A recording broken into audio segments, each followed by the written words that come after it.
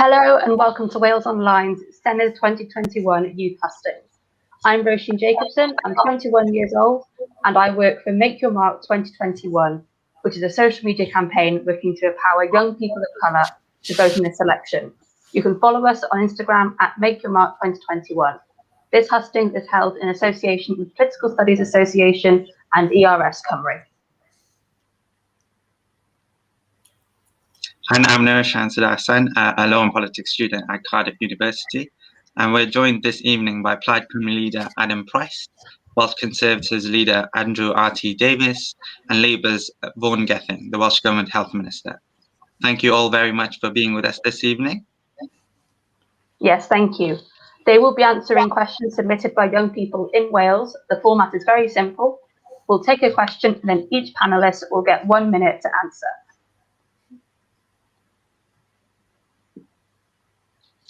Question 1 is from Nadilla Hussain, who joins us live tonight. Nadilla? Hi, my question is, how would your party tackle youth unemployment?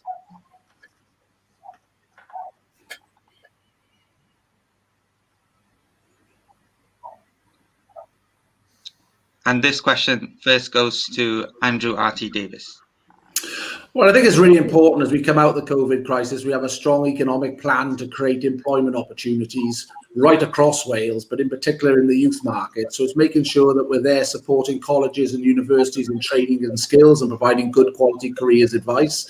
But our commitment is to create 65,000 jobs through the course of the next Welsh parliamentary term, 15,000 of which are in the green job sector, because we know the environmental agenda is going to be really important to whichever government forms after May the 6th. So there's a great opportunity to create quality jobs, the length and breadth of Wales, by investing in our infrastructure, such as our transport infrastructure, importantly, but also the green energy infrastructure that creates such huge opportunities going forward, so Wales can be a leader in this particular field.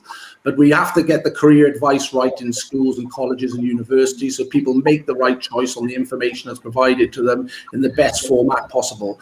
So our exciting agenda of 65,000 jobs to the course of next Parliament is critical to the economic recovery of Wales.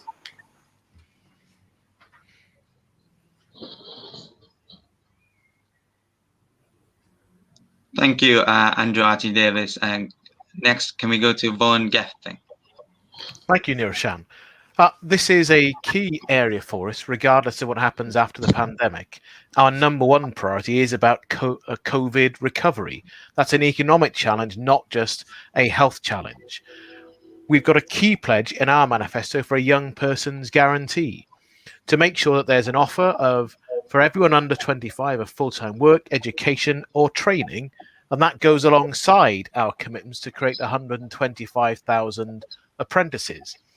Now, all of that different creation goes alongside our broader offer and the challenge of improving transport infrastructure, the challenge of getting things right in education, including second chance education and learning as well, and learning through someone's lifetime too.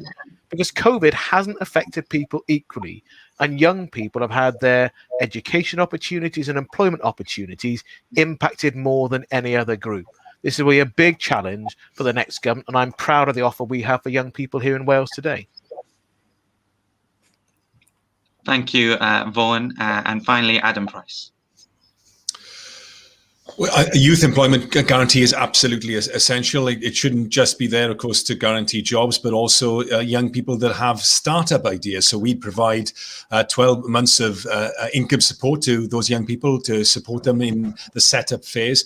We need to be investing in the future of the Welsh economy as well. So we need to be investing in innovation. So we'll invest an additional 100 million in research and development in our universities so we can create the jobs of the future. Now, our 6 billion green economic stimulus will put Wales at the leading edge of the green industrial revolution, creating over 60,000 jobs, but also meaning that we can actually lead in ecological terms as well, and set an ambitious target for Wales to reach net zero emissions 2035, creating jobs and also helping us make our contribution to the environment at a global scale as well.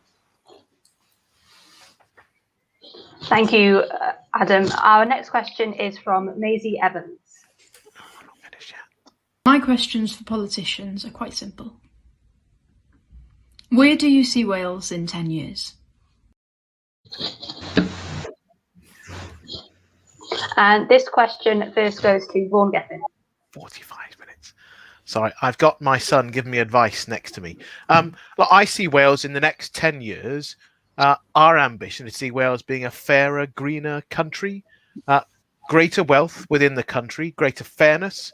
And I still think that we could and should be part of a successful United Kingdom. But that future is at greater risk than at any time before since my active life in politics. And that's largely because during the pandemic, people have seen the choices that Wales has made. And I think most people have valued and respected those choices. I think, though, the current UK government is driving a wedge between the nations of the UK. Now, I believe in putting people first. The life you live, the opportunities you have, rather than the constitution leading all other choices. So that's where I think Wales will be. That's where I want it to be. But that future isn't certain. And it's down to the choices that you will make in this election and those to come.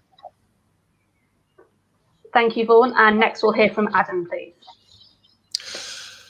I see Wales in 10 years' time as an independent country, successful, prosperous, fair, a country where we've ended child hunger, we've ended homelessness, we've ended poverty pay. We've created a country for ourselves together. This is a collective project of imagining the future of our country and building it together. A country which is realising its potential and in which everyone in Wales can realise the potential. So we get rid of all forms of inequality and create a Wales which will be a beacon for social progress and economic justice right across the world, because we have the skills, the talent and the imagination to do that. But the first step is believing in ourselves. Thank you, Adam. And next we'll go to Andrew. I want to see Wales being a really successful country, both economically and socially. And wherever you live in Wales, you have equal life chances. As someone who's had dyslexia and has dyslexia in his life, I know what challenge is all about, whether it be in the education system or in your work-life balance. And I want to make sure we can create an economy that's thriving to create quality jobs in the family of nations that is the United Kingdom. Because I really think it's important, instead of having constitutional division, we build on the strong family of nations that is the Union of the United Kingdom. And I want to see us really improve our environmental credentials so that we can be that beacon of excellence, so people turn to us and say, Wales is the go-to country to see how to turn your economy around, how to do it in an environmentally and green and friendly manner, and make sure that we build strongly for the future so young people across Wales have the life chances that they should expect and deserve, and don't face the challenges that previous generations have in other parts of the United Kingdom.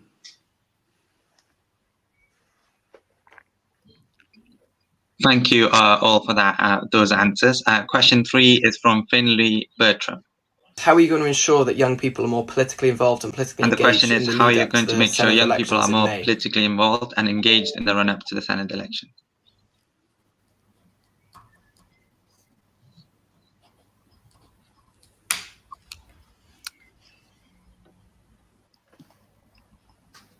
I think Nirishan might be freezing. So just to repeat, the question is, how are you going to make sure young people are more politically involved and engaged in the run-up to the Senedd elections? And first, we'll go to Adam Price, please. I think we do it by inspiring young people with a message of hope and nailing the lie that, you know, that there's anything inevitable about inequality and the deep poverty that we have in Wales, the one in three almost of our children that are living in poverty. That's not inevitable, and we can create a better Wales. We can create a future that's better than the past. And, you know, young people have been at the forefront of every major movement of social and change. We've seen it recently, haven't we, with the climate emergency. And I think that putting at the heart of this election the hopeful message that none of the problems that we see in Wales at the moment and in the world are inevitable. We can change them. And the first step is by taking that step politically, voting for change on May the 6th and putting Wales on a new path, a new direction, taking us forward to that country where people can realise their potential, where we can have a society which puts social and economic justice and environmental justice right at the heart. That's your time, Adam. Thank you. Thank you, Adam. And sorry, apologies, I'm back now. Next on the list is Andrew R.T. Davies. Well, it's about inspiring young people to recognise this is an election of a generation. We've just been through some of the most horrendous 12 months that anyone can live in memory recall. And it's about having a stake in our society, in our country, and saying to the young people of this country, you have the biggest stake because you have the longest future ahead of you. And as politicians offering that exciting agenda about job prospects, about improvements in education, improvements in mental health provision, improvements in the environment, and what you all can do to succeed is get down to the ballot box and vote for a government that is going to turn the page after 22 years of failure by the previous Labour governments that have been in place since 1999. So this is your election, this is your opportunity, and it's your opportunity to say quite clearly you don't want the constitutional carnage that would come with an independence referendum. You want to build on the family of nations that exist within the United Kingdom because you want a better future than the previous generation. And that future is secured by you voting in this election. Thank you, Andrew R.T. Davies. And finally, Vaughan Gething. Well, I've been a long-term supporter of votes at 16. I think the earlier people engage in their choices, the earlier that politicians frankly have to take notice of what young people think and say, the better. And the challenge now is not just to say what divides us in political parties, but actually to offer a positive vision of what we will do in the future. You look back on the past to learn, and we've had a lot to learn in this last year of incredibly difficult choices. One of the real benefits, I hope, is that people understand even more so than in the past the benefits that devolution can and does bring. The choices that we have made for Wales during the course of this pandemic to keep our country safe. The next stage is voting for what's to come, to complete the job on seeing through the pandemic and the recovery to come. And in that, I believe there's a big positive offer that Welsh Labour has for young people to buy into for the future of our country. Thank you, Vaughan. And our next question comes from Angel Azedo. Hi, my name's Angel, I'm 16 and I'm from Cardiff. And my question is, as we come up to the anniversary of the death of George Floyd, how will you go about implementing measures to create an anti-racist Wales? Thank you. And first we'll go to Andrew. Well, it's making sure we stand shoulder to shoulder with all the communities that make up Wales. And it's great to see Angel, who I know was a member of the Welsh Youth Parliament in the last session, being such a powerful advocate for the people and communities that make up the great city of the capital of Wales, Cardiff. But what we've got to be doing is making sure that tolerance and racism, in particular racism, isn't tolerated anywhere at all. And through the education system, we educate and we inform. And where we find racism, we stamp it out as quickly as possible. And we use role models to show how inclusive societies are the best societies you'll find anywhere in the world. I will not tolerate racism in any shape or form, and it comes in many ugly forms. And we've got to make sure as politicians we are role models in standing up and being those advocates for change and positive change to make that difference. And the Welsh Conservatives are proud of having a very diverse group of Assembly members in the 5th Assembly, and we want to make sure we have a diverse group of members being returned after May the 6th, but that'll be for the voters to decide. Thank you, and next we'll go to Vaughan. Well, the makeup of our parliament matters about how people see themselves and how they're reflected. It matters in a whole range of walks of life as well. It's about not just saying, I'm not a racist. Being anti-racist is more than that. It's being active and positive in what we do and the choices we make. And so those are in the different parts of our lives, whether it's public appointments of people we have, who runs, who leads organisations, and making sure that talent is what determines that. And of course, it's important for parties not to tolerate discrimination within the way that we go about our business, but it also matters about how we talk about these issues. And I really do think that the UK government's commission, led by Tony Steele, was a real missed opportunity. It's been hugely divisive, and I have to say, frankly, depressing and disappointing to hear lots of rubbish talked about the fact that we don't have systemic racist problems in the country in the headlines that you've seen. There are big challenges for us in Wales. I think I've been part of making a difference. We can do even more of that in the next term if we're honest with each other about the challenges we face. Thank you. And finally, we'll go to Adam. I think, first of all, we have to acknowledge that we in Wales have one of the most racially disproportional systems of imprisonment of any country in the world. And we need to get to grips with the systemic racism within our own criminal justice system. So we need an urgent review on that, building on the Lamy review and the Angelini review. And we need to take action. And we can only do that if we devolve power over policing and criminal justice to Wales, so we can root out the systemic racism that is there. We need to have the teaching of Black history and the history of people of colour as a legally binding element within our new curriculum, and we need to have exacting targets to have underrepresented groups, including people of colour, represented in our public boards and in senior positions, in decision-making positions in the public sector. Thank you, all leaders, for those answers. Question 5 is from Gwyn Reshot. For Year 12 students like myself, there will be a huge amount of pressure on us next year to do well in our Year 13 exams in 2022.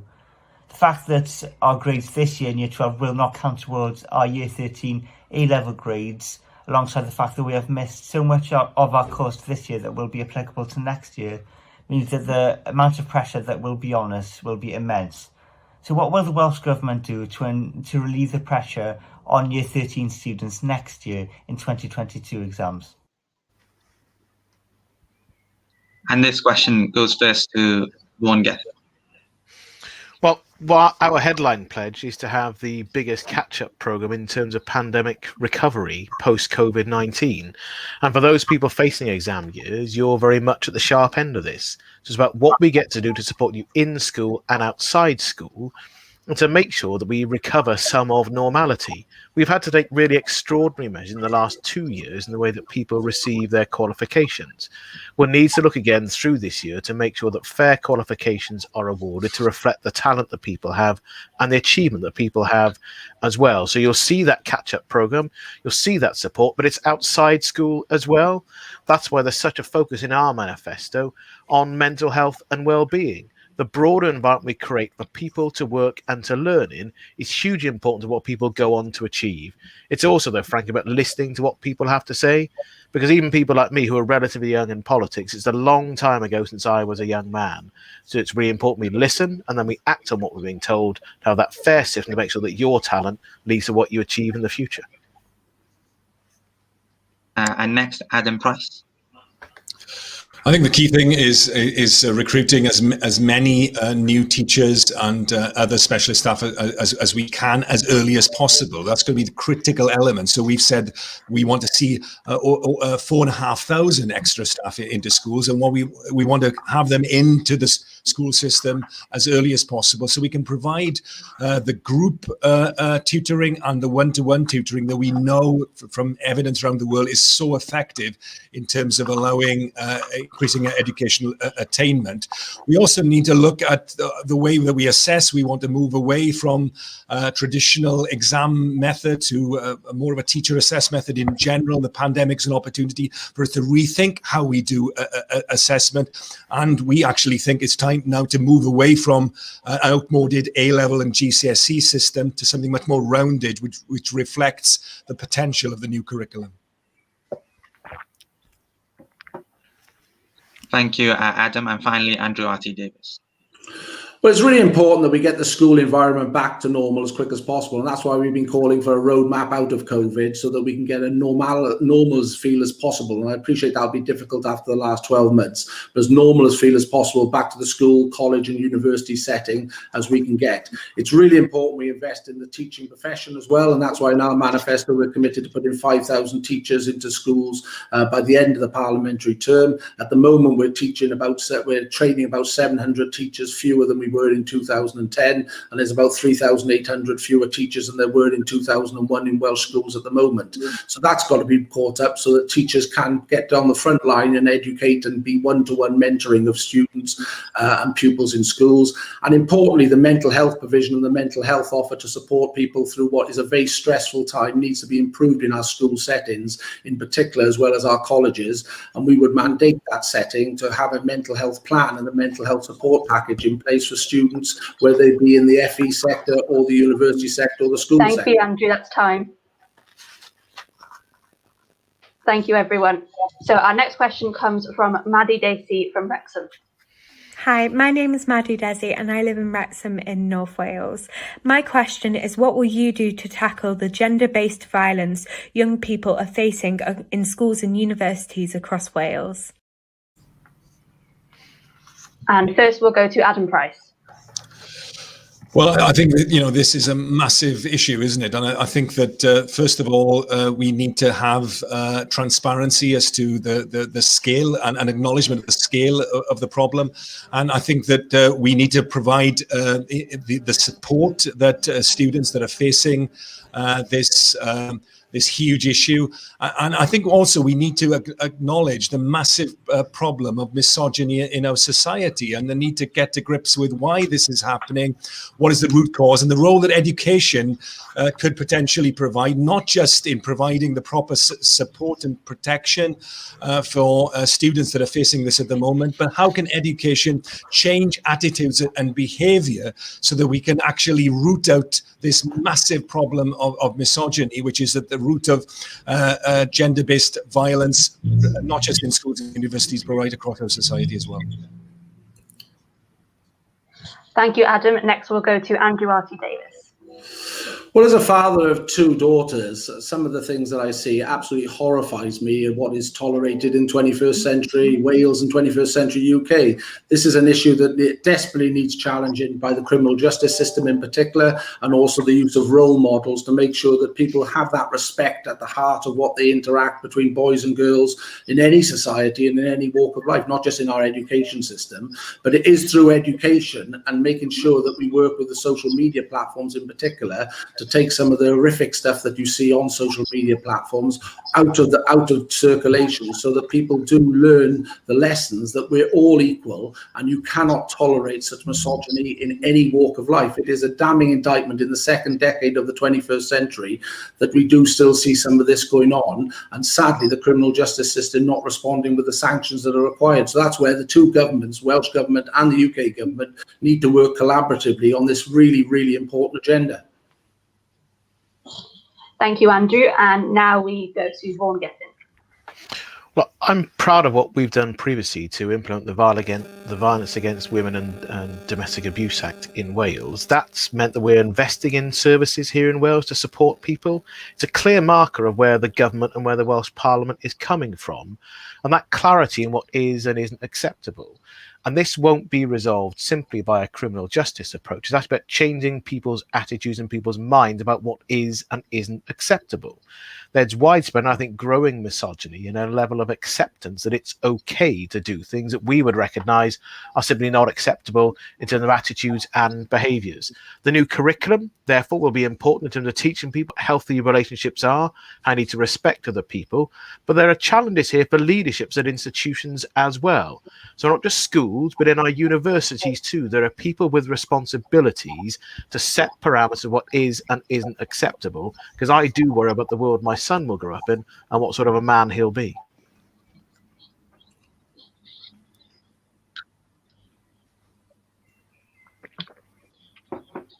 Question 7, thank you all. Question 7 is from Thomas Butler at Cyfarthfa High School. Plastic pollution is a hot topic at the moment. What do you plan to do to combat this issue? And this question goes first to Andrew Davies. It's a massive issue. I mean, I was on the Heads of the Valleys Road today, and seeing all the plastic on the side of the road there just reinforces that, sadly, as a society, we just haven't developed the mentality that we don't need single-use plastic other than for medical application. And so we would have a very aggressive campaign about trying to stamp out single-use plastic in everyday life. We believe in a bottle deposit return scheme because, again, in a responsible society, if you actually give people incentives to return plastic bottles, they can be recycled and reused where possible. And it's regrettable that that's not more commonplace. And I do believe that is something we could implement if we're given the confidence of May the 6th to form a government. But the ability then to educate what people's own personal responsibilities are and offer alternatives, such as when plastic straws were taken out of circulation in many catering establishments, shows that when you make those alternatives available, people do buy into it. So it's making sure that we do all the levers of government on this particular issue, but it's work in progress, and we need to make sure that the government assumes that mantle after May the 7th does ban single-use plastic other than for medical purposes. Thank you, Andrew. And then next goes to Vaughan. Okay, I think we should start by being really proud of what we've done in Wales. When we had a levy on plastic bags, there were a number of voices saying this wouldn't work, but actually the Welsh Parliament did the right thing, and it's made a real difference, not just in reducing the amount of plastic, but actually in changing people's attitudes. There's more for us to do as well. That's why we're committed to legislate to abolish the use of a range of the most commonly littered single-use plastics. That will help to make a difference in our seas and in our countryside, but a signal to help to further change attitudes. Many of us already do the right thing, but it's about challenging those attitudes from other people and about producers and users having more responsibility for what they are going to do. And I think this is a really good area to recognise the leadership of young people yourselves, because your pressure has been a really positive part of making us change what we are prepared to do. And that's so important for the future, but a very clear headline pledge to ban that single-use plastics and help to reduce plastic waste within our environment. Thank you, Vaughan. And finally, Adam. Yeah, banning single-use plastics, absolutely urgently important, but also aiming for a zero-waste Wales completely, ending landfill by 2030, getting rid of incineration. We don't want to sort of put things into the atmosphere either, do we? And looking what we can do in terms of the plastics that are already in the sea, so innovative ideas using sea arrays to collect plastic that's already there, and embedding, the idea of a circular economy. So also looking at local procurement and local food systems. If we can keep production and consumption as local as possible as well, with shorter supply chains, that actually takes waste out of the system.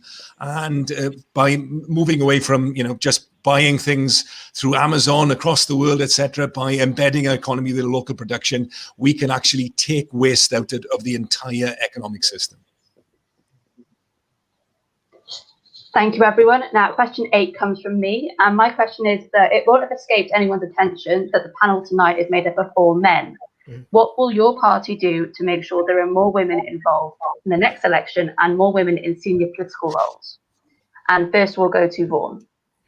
Well, actually, I think Welsh Labour has a very strong track record on this. If you look at what we've done from the outset, at some cost within my party, we had a process of twinning constituencies to guarantee we would have an equal number of male and female candidates. And the men and women elected have since the start been very evenly balanced. And not only within those elected representatives, people selected in winnable seats for my party. If you look at the government today, we've actually got, for the first time ever, a majority of women in ministerial roles. So when it comes to having more women in senior political roles, that has made a difference.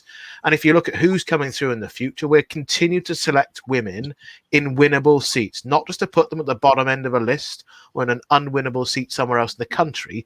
And that leadership, that practical living of our values, is hugely important. On another day, you could easily have had a Welsh Labour woman here, someone who was a senior cabinet member undertaking a role for our country. And that's what we all need to see more of. It's that challenge. If you don't see it, you can't be it.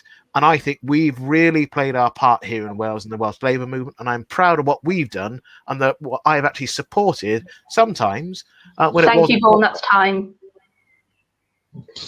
Thank you. Next, we'll go to Adam. Yeah, we've got to make sure that our democracy is as diverse and as inclusive as we want our country to be. And so I think that we need to ensure that we have a gender balanced parliament. And there are proposals that we support brought forward by Professor Laura McAllister to move towards a 50-50 parliament. We'd make the Senedd bigger so that it could be more reflective of the diversity of Wales. It's good, we have a minister here who's a person of colour. We have myself as an LGBT leader of a political party, but we have to get to grip with the underrepresentation of women in our democracy. And the way we do that is to have a legally binding gender balanced parliament. And that's the way which we can ensure that women's voices are heard in our politics, which is absolutely important to getting grips with some of the issues of misogyny that we were talked about earlier. Thank you. And finally, Andrew. Well, speaking as the party that's had the only 2 women prime ministers in the United Kingdom, I'm proud of our record on promoting everyone really across our party into positions of power, influence and elected office. And we have the oldest established Conservative women's organisation of any political party, some 60 years before any other party did that. Is there more that we can do? Of course there's more that we can do. We have Conservative Women to Win in Wales, and that progress and that mentoring and that support is something vital as we go through into the next parliamentary term. Vaughan said before he came on that he'd just been on a health panel. My former health spokesperson, who is standing down at this election, Angela Burns, has represented her constituency since 2007 and held many senior roles. The local government spokesperson in the Conservative group, Laura Ann Jones from South East Wales, speaks with passion and conviction from her representative role and is standing for re-election as well at this Assembly election. And as a father of 2 daughters and 2 sons, I know when we're sitting around the table debating and discussing, when you get that balance right, you get a better outcome and you get a better discussion and a better debate, and Wales would benefit from that equality. So as a Conservative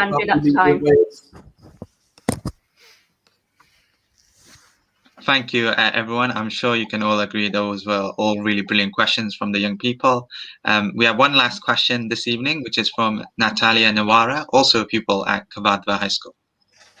What steps are you taking to tackle and improve mental health in young people following the effects of the coronavirus pandemic and its lockdowns? And this question goes first to Adam Price. Well, we want to create a network of mental health hubs or well-being hubs in every community in Wales, kind of urgent care centres. You can walk in and get the access to the support that you need, particularly as it affects young people. More generally, we want to see an increase in the proportion of the NHS budget year on year that goes on mental health, because it's been an area where we've underinvested in.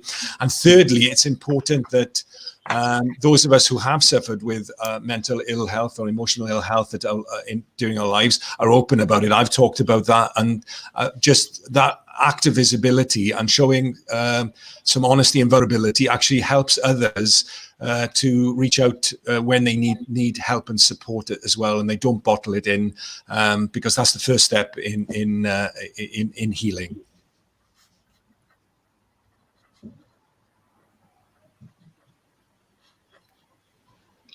Thank you, Adam. And next we go to Andrew R.T. Davies. This is a really important point and important subject, and that's why I've raised it several times in my responses to questions this evening. We want to create a commission to look into mental health provision right across the field, whether that be adult mental health or young people in particular, because I do think the gap is there for young people and the provision and support that's available to them. That's why I've talked about the obligations we place on schools and colleges, the 24/7 walk-in centres for mental health support we'd put on the agenda as well, and we'd bring forward a new Mental Health Act in our legislative programme to make sure that we bring up to date the mental health support packages that are available and the mental health legislation that is some 10 years out of date now. I was the health spokesman back in 2010 that was speaking on behalf of the Conservatives when the mental health measure was first brought to the old Assembly, and there was a gaping hole in provision for under 18s, and we need to address that, and it'll be a top priority for the Welsh Conservative Government, especially in the field of education where we can make such a difference.